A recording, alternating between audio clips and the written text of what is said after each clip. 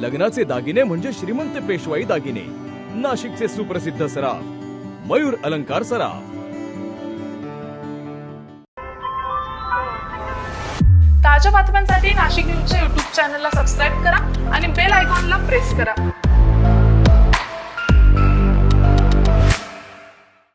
नाशिकमध्ये गंभीर दुखापतीच्या गुन्ह्यातील 1 महिन्यापासून फरार असलेल्या आरोपीला अंबड गुन्हे शाखा युनिट क्रमांक 3 ने अटक केली आहे।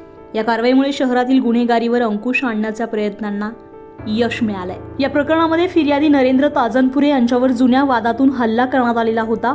ऋषिकेश आवारे यांनी बोलावून घेतल्यानंतर त्याच्यासह मयूर बनकर, स्वप्नील बनकर आणि प्रसाद उर्फ नंदू आवारे यांनी लाकडी दांडका आणि चाकूने हल्ला करत गंभीर जखमी केलं होतं। या प्रकरणी नाशिक रोड पोलीस ठाण्यात गुन्हा दाखल करण्यात आलेला होता। गुन्ह्यानंतर आरोपी प्रसाद उर्फ नंदू कैलास आवारे हा फरार झालेला होता।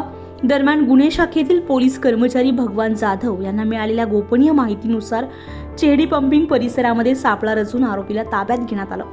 अटक करण्यात आलेल्या आरोपीला पुढील कारवाईसाठी नाशिक रोड पोलिसांच्या ताब्यात देण्यात आलंय।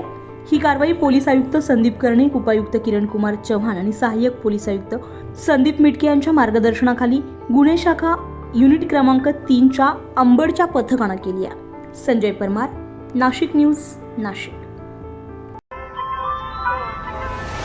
ताज्या बातम्यांसाठी नाशिक न्यूजच्या YouTube चॅनलला सबस्क्राईब करा आणि बेल आयकॉनला प्रेस करा।